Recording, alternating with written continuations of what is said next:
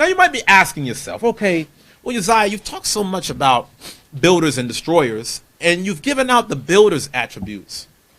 But how will I know if I'm around a destructive person? How will I be able to identify the destroyer? Well, brother, sister, today is your lucky day.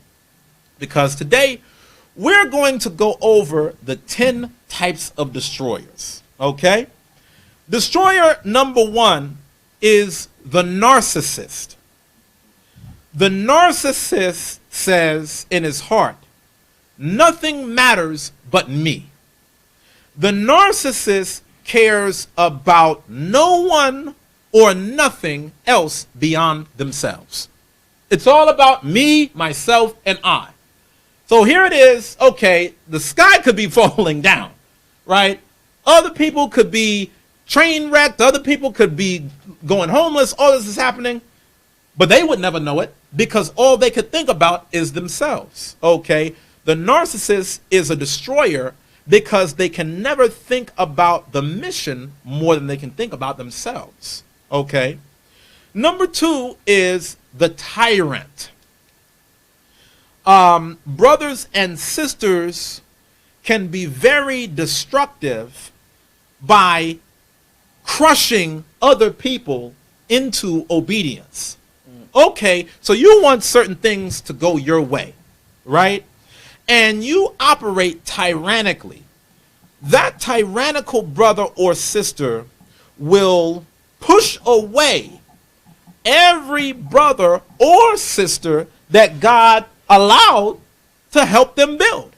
Your spirit is going to remove everyone around you by operating in the spirit of tyranny. Number 3, the victim. Now, the victim is just the most helpless person in the world. You know, nobody ever understands what they're going through. You know, they've just been dealt such a hard hand in life because, you know, nobody else in life in captivity has ever been dealt a hard hand. Nobody's ever been dealt a blow in life but the victim.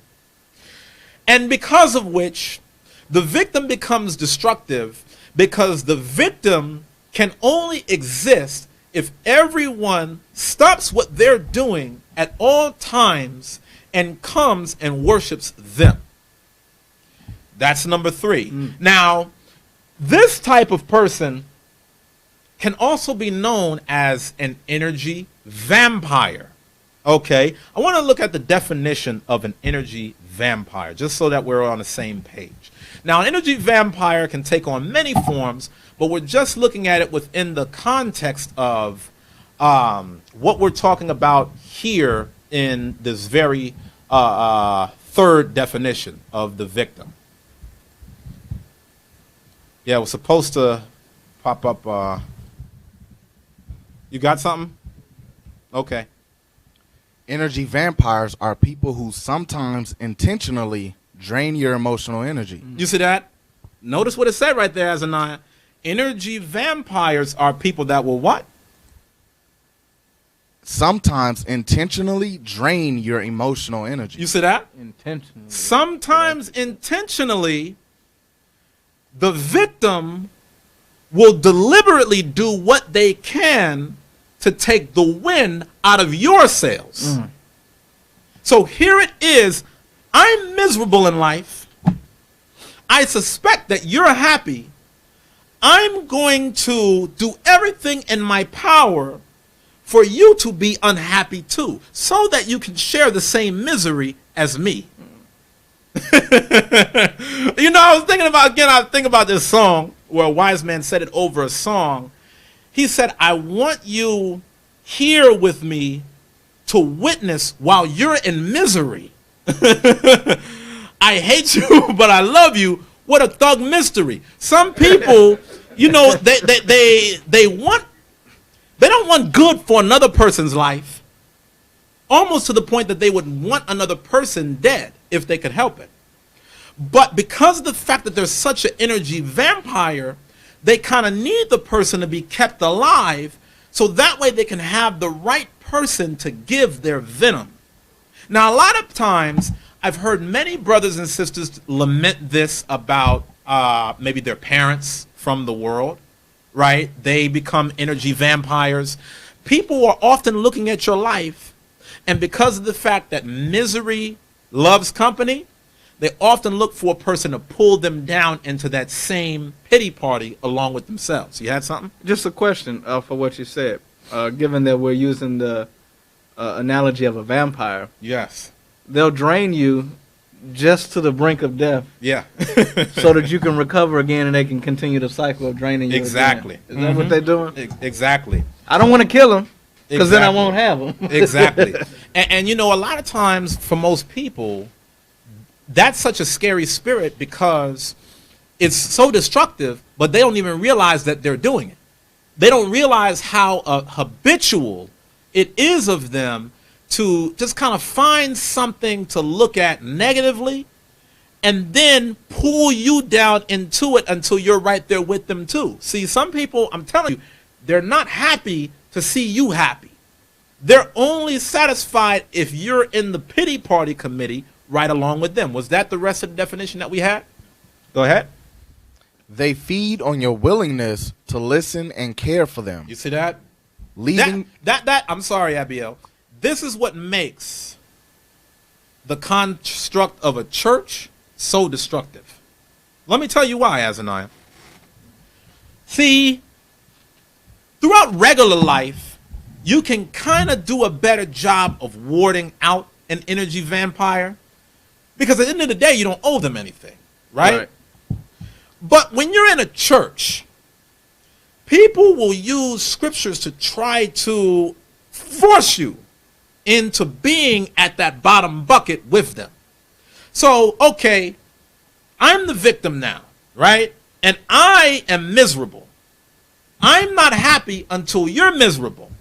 But you don't want to be miserable. Azaniah, I got a problem with you. See, because when I had my situation, you know what? You wasn't acting like you was hurting like I am hurting. But brother, I was right there with you. But you wasn't hurting like I was hurting. And so because of that, you know what? I want us to be able to try to do this all over. And it becomes a vicious cycle of you already know that the minute that you open this door and go down this road, there's nothing good that can come from it. But you get forced into it anyway because shame on you not to be able to do it. You see, and that's the reason why a lot of times you've got to know how to be able to establish boundaries. Because if there are energy vampires that's in your midst, you got to say, brother, sister, I love you. Okay, here's my stopping point. Brother, sister, I love you. Okay, I'm praying for you. Okay, I did what I can do to help, but this is where the road ends. A lot of times, destructively, you can be pulled into situations as though it's your own when it's not your own. Okay, read the rest that you got, Abiel. it says they feed on your willingness to listen and care for them. Come on. Leaving See, you now the energy vampire, they know who's available. Okay, when I call this person has to answer me. This person can't dodge me because they're person such and such. There's no way they could dodge me. They have to care. They have to be all in it with me. Okay. I'm not getting off this phone until this person is hurting like me. Go ahead. Real quick. Yes, You know, your statement is heavy because even if you're not the destroyer, you're not the victim, the emotional vampire, you have to recognize that you're the person that is being preyed upon by that vampire. Mm-hmm. Because when that cycle begins when it begins, that person comes to you, they drain you. They say, oh, you were emotionally available for me, thank you, you listened and cared, I needed you to do that, and then they give you a break. Then they come back and do it again. Mm-hmm. And then they come back and do it again, and to the point in which you're in this constant cycle of getting drained, and now you're not able to be the builder that you were supposed to be. Mm-hmm. And now you inadvertently become a destroyer. Right.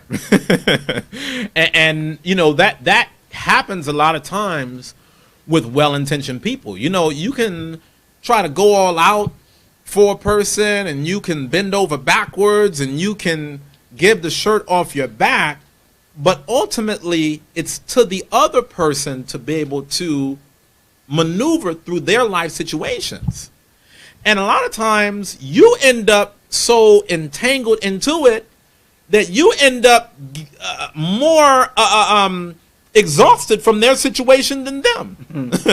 You want to be careful with those types of situations. It says energy vampires are people who sometimes intentionally drain your emotional energy. They feed on your willingness to listen and care for them. Read. Leaving you exhausted and overwhelmed. Because that's how you end up. Your energy is zapped because of how much you put in to trying to be able to be there for another person. Come on. Energy vampires can be anywhere and anyone. You see that? So in our charity, that's things that we have to look out for. You know what I mean? A lot of times whenever we break down the spirit of charity, we always talk about, okay, well, are you going to do something for somebody else? Right? This is another lens of charity also. You have to understand that as the person that is the recipient of the good doing of somebody else's charity, you have to go into it knowing, okay, well, what's fair for this person to kind of take on? Okay, hey, bruh, hey, this is all I need. I don't need nothing else. Thank you. I'm good.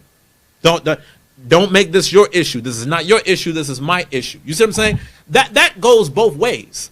Because sometimes, and this goes along with it, sometimes it's not always that the person, again, is overtly trying to be an energy vampire. You just may happen to be so codependent as a person that you take on another person's problem as your own personal project. It may not have been that the person asked you to go head first into a situation like that. It's because you're so giving or you're so generous to a fault, you put yourself in too deep beyond where you should be. Mm-hmm. And that's something that I could say within myself I've had to learn is a flaw within myself. A lot of times if I find myself in situations, the person on the other side didn't ask me to do all of A, B, C, and D. So I can't put that on them.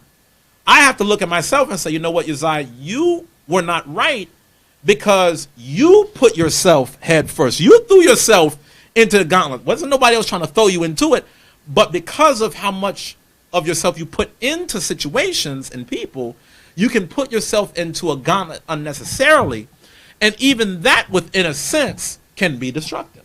You know, they got a saying that the road to hell is paved with good intentions. Okay. Now, one thing that I want to say in closing about the victim is the victim will self-sabotage.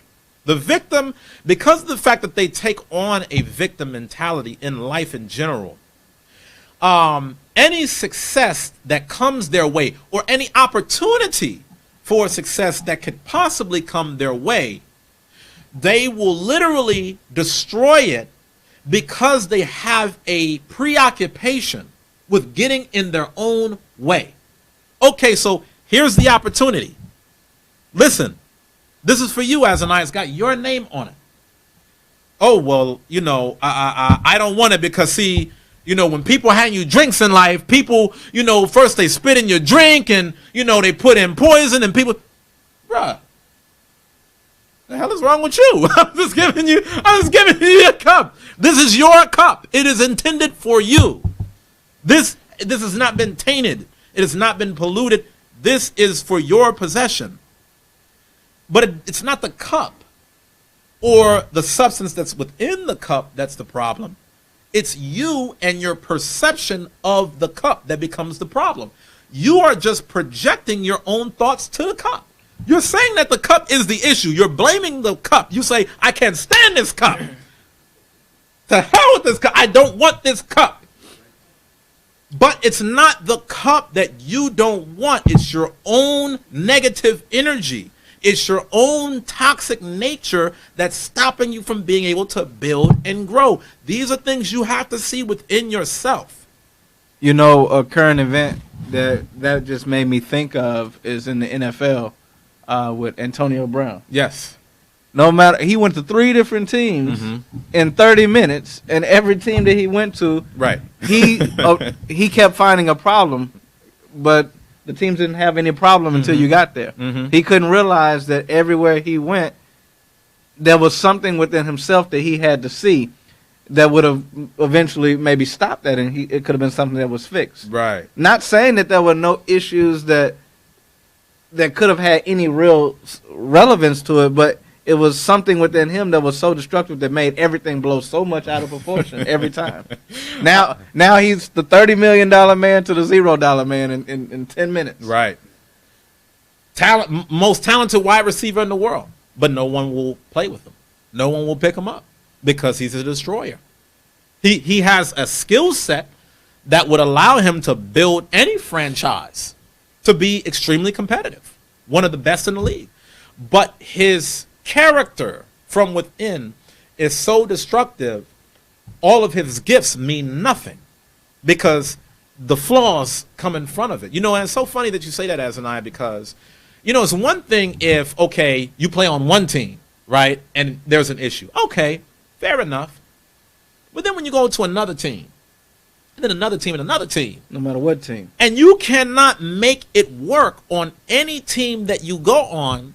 Is the problem the team or is the problem you? Like, okay, say that you have an issue with a friend. And the friend tells you, okay, bro, what's up with this, man? This is kind of how you deal. Okay, you could size that up in your mind as, okay, well, this is just a problem for me and this friend. But then you go to your next closest friend, and your next closest friend tells you the exact same thing this other friend told you. They both tripping. Then you go to the other friend. Then you go to the other friend. Then you go to the other friend. Now, everybody tripping? Everybody. So everybody's just totally off base. Except me. Except for you. And then you wonder why you keep going through the situation over and over and over again. You wonder why people don't want to deal with you on a certain level. You wonder why people kind of guard themselves around you. You wonder why people don't bring you into certain circles.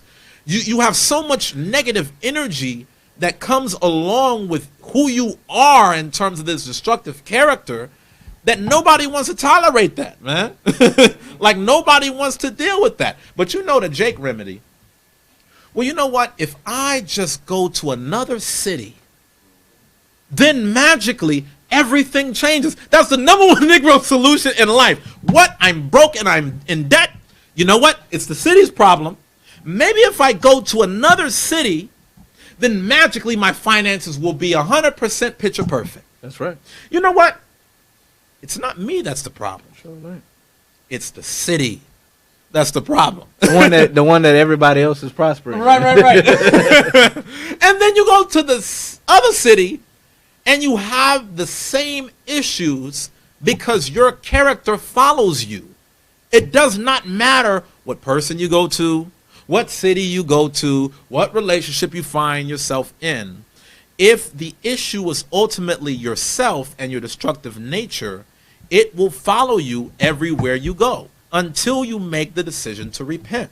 Okay? So that is the third type of destroyer, the victim.